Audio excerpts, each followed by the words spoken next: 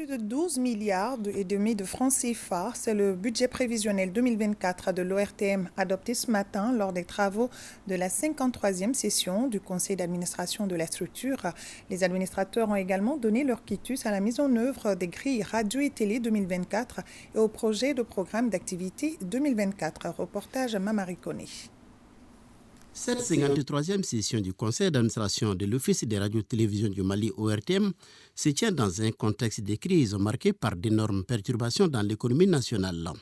Des perturbations qui ont eu un impact négatif sur les activités de l'Office, se traduisant du coup par une baisse substantielle des ressources propres.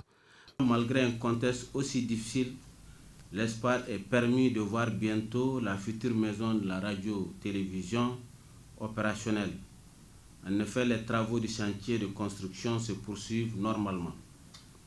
La volonté politique des autorités de la transition de mener à bien ce chantier n'est plus à démontrer. L'augmentation croissante de la part du budget alloué au budget spécial d'investissement, qui passe de 700 millions à 1 milliard de francs CFA, est une illustration la plus parfaite. Je voudrais profiter de cette occasion pour remercier les autorités de la transition qui ne ménagent aucun effort pour faire du rêve de la Tour Lortem une réalité. À ces efforts du gouvernement, il faut ajouter la retransmission de deux événements sportifs majeurs que sont la Coupe du Monde des moins de 17 ans en Indonésie et de la CAN 2023 en Côte d'Ivoire. La retransmission à la télévision nationale de ces deux compétitions majeures doit coûter à l'État plus de 650 millions de francs CFA. En décidant du paiement des droits de transmission des matchs de ces compétitions internationales, le gouvernement est convaincu que le sport ne saurait se limiter à sa dimension de simple divertissement, mais qu'il s'affirme plutôt comme un outil crucial de cohésion sociale.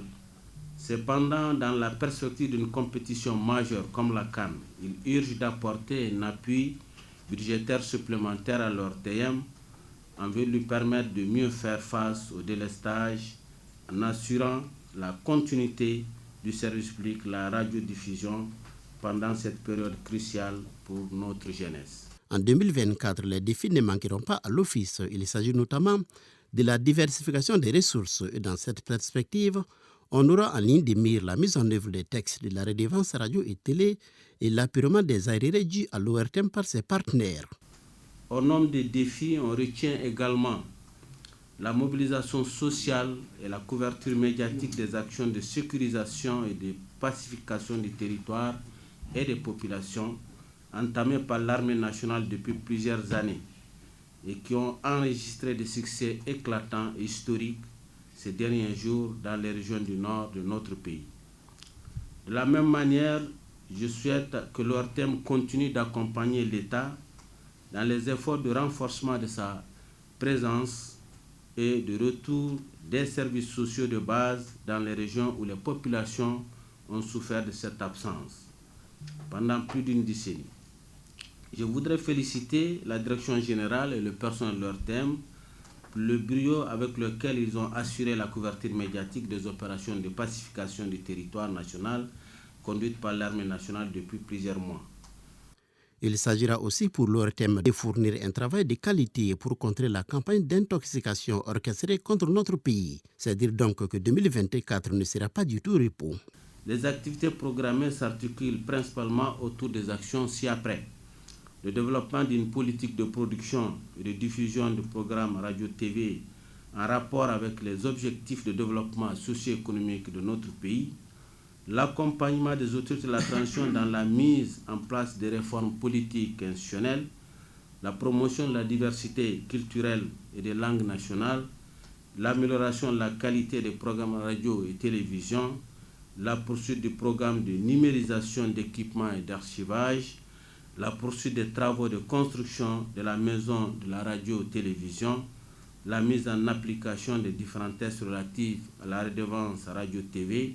Le budget prévisionnel 2024 s'élève à un peu plus de 12 milliards et demi de francs CFA, dont 38% de ressources propres et 62% de subventions de l'État.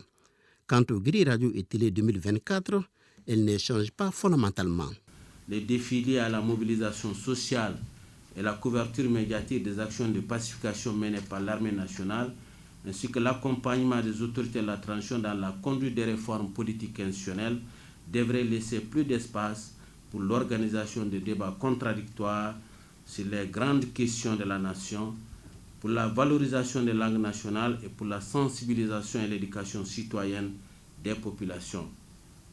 J'adresse au nom du ministre de la Communication, de l'économie numérique et de la modernisation de l'administration, M. Alhamdou Aguilan, à la direction et aux personnes de l'ORTM, toutes mes félicitations pour les efforts consentis dans l'accompagnement des actions phares du gouvernement et tous mes encouragements pour la mission de service public.